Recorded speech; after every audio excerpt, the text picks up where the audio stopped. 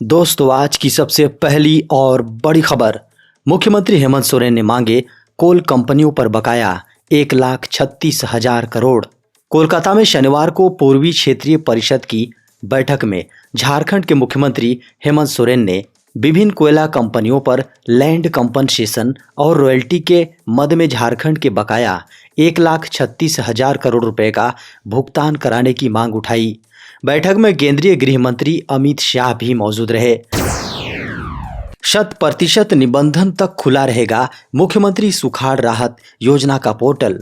मुख्यमंत्री सुखाड़ राहत योजना का पोर्टल अब किसानों के लिए 100% निबंधन होने तक खुला रहेगा। 15 दिसंबर को पोर्टल बंद होने की अंतिम तिथि थी। बता दें कि झारखंड के कई जिले लक्ष्य को लेकर काफी पीछे थे। पूर्व में पोर्टल बंद होने की अंतिम तिथि 15 दिसंबर निर्धारित की गई थी। झारखंड में बदले जेएसएससी एग्जाम के नियम।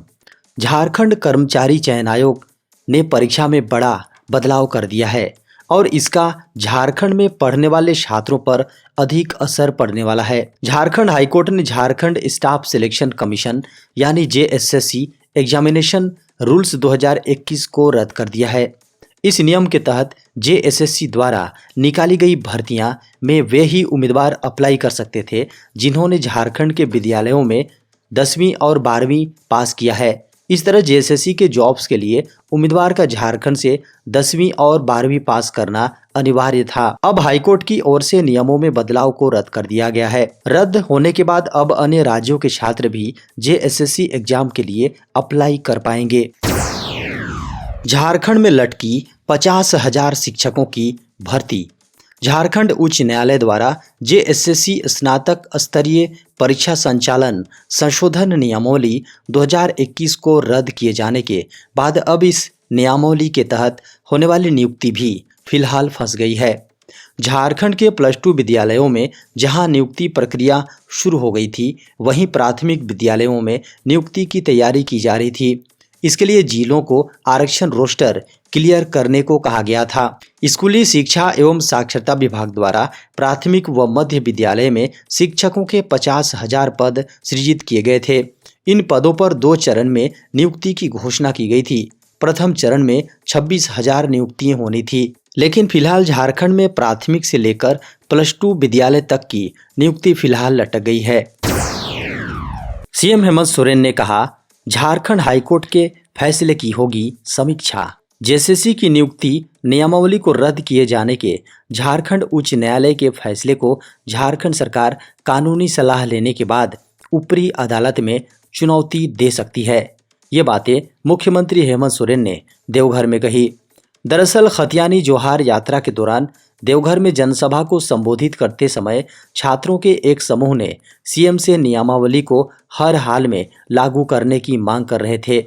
भाषण के बीच जब छात्रों की आवाज सीएम तक पहुंची तो उन्होंने झारखंड उच्च न्यायालय के फैसले का जिक्र करते हुए अन्य राज्यों का हवाला दिया और कहा, बाकी राज्यों ने भी 10वीं और 12वीं छात्रों के लिए अपनी नियमावली बनाई है, लेकिन यह इस राज्य का दुर्भाग्य है कि जब अपने राज्य की नौकरी के लिए यह नियमावली बनाई गई तो इसे रद्द कर दिया गया। आधार से नहीं लिंक होगा वोटर आईडी तो नहीं कटेंगे लिस्ट से नाम।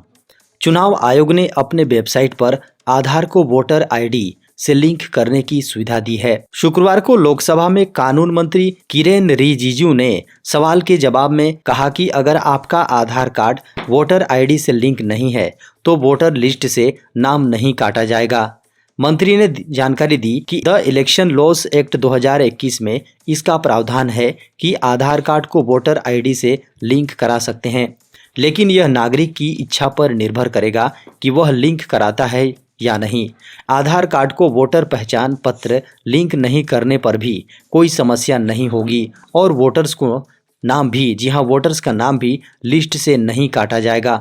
मंत्री ने अपने एक बयान में जानकारी दी है कि लगभग 95 करोड़ मतदाताओं में से 54 करोड़ से अधिक वोटर्स ने अपने आधार को वोटर आईडी से लिंक कराया है। चुनाव आयोग ने सभी राज्यों और केंद्र शासित प्रदेशों में 1 अगस्त से आधार को वोटर आईडी से लिंक करने के लिए एक कार्यक्रम की शुरुआत की है।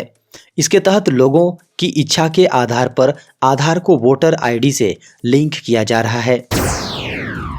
इंडियन ऑयल में सरकारी नौकरी का सुनहरा मौका, करें अप्लाई। सरकारी नौकरी की तैयारी कर रहे युवाओं के लिए इंडियन ऑयल कॉरपोरेशन लिमिटेड यानी IOCL में नौकरी का सुनहरा अवसर है। IOCL ने टेक्नीशियन ग्रेजुएट्स और टेक्निकल एंड नॉन टेक्निक दोनों ही फील्ड के लिए ट्रेड अप्रेंटिस के पदों पर भर्तियां निकाली हैं। उम्मीदवार IOCL की ऑफिशियल वेबसाइट iocl.com पर जाकर ऑनलाइन अप्लाई कर सकते हैं। रजिस्ट्रेशन की शुरुआत 3 जनवरी से होने वाली है। इंडियन ऑयल में निकाली गई वैकेंसी कुल मिलाकर 1760 पदों पर है। बता दें कि उम्मीदवारों का चयन उनका सिलेक्शन ऑनलाइन टेस्ट और एलिजिबिलिटी क्राइटेरिया को पूरा करने के बाद ही होगा। ऑनलाइन टेस्ट MCQ फॉर्मेट में करवाया जाएगा। उम्मीदवारों को सबसे पहले ऑनलाइन टेस्ट देना होगा, फिर डॉक्यूमेंट वेरिफिकेशन करवाना होगा और आखिर में मेडिकल टेस्ट लिया जाएगा। देश में फिर बढ़े कोरोना संक्रमण के मामले, 3608 की हुई संख्या।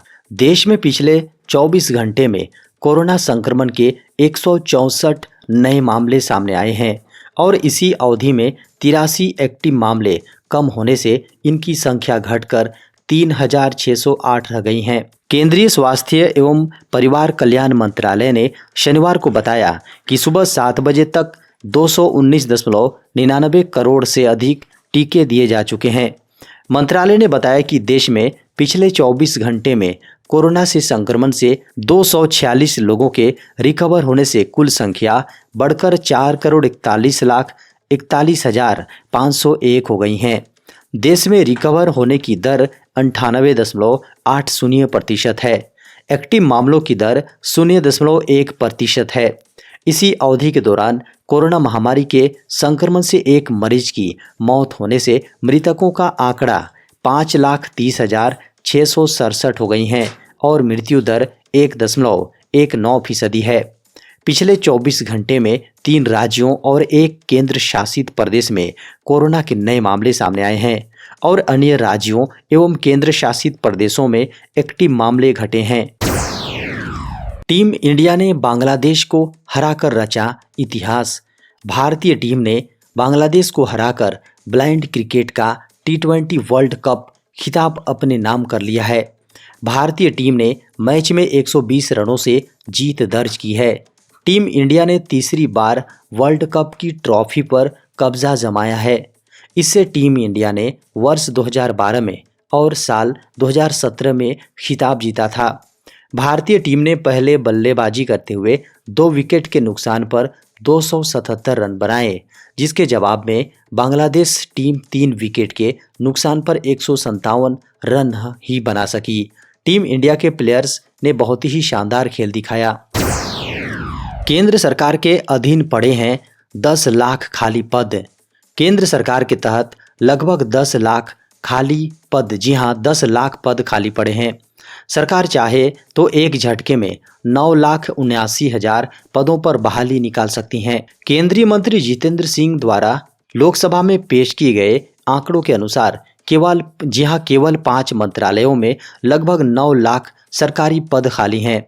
रेलवे में 2,93,000 जबकि रक्षा मंत्रालय के अधीन 2,64,000 पद खाली हैं। ऑडिट विभाग के लगभग 69,000 पदों में से 26,000 के करीब पद खाली हैं। कई मंत्रालयों में कर्मियों का संकट है, वहीं 45% पद खाली पड़े हैं तो कहीं 35%। श्रम मंत्रालय से लेकर कृषि और वन एवं पर्यावरण मंत्रालय तक हजारों पद खाली पड़े हैं। केंद्र सरकार के अधीन संस्कृति मंत्रालय, पृथ्वी विज्ञान मंत्रालय में क्रमशः 36 और 41% पद खाली पड़े हैं। GST काउंसिल मीटिंग में बड़ा निर्णय, हर नियम का उल्लंघन आपराधिक नहीं। शनिवार को GST 48वीं मीटिंग वर्चुअली आयोजित की गई।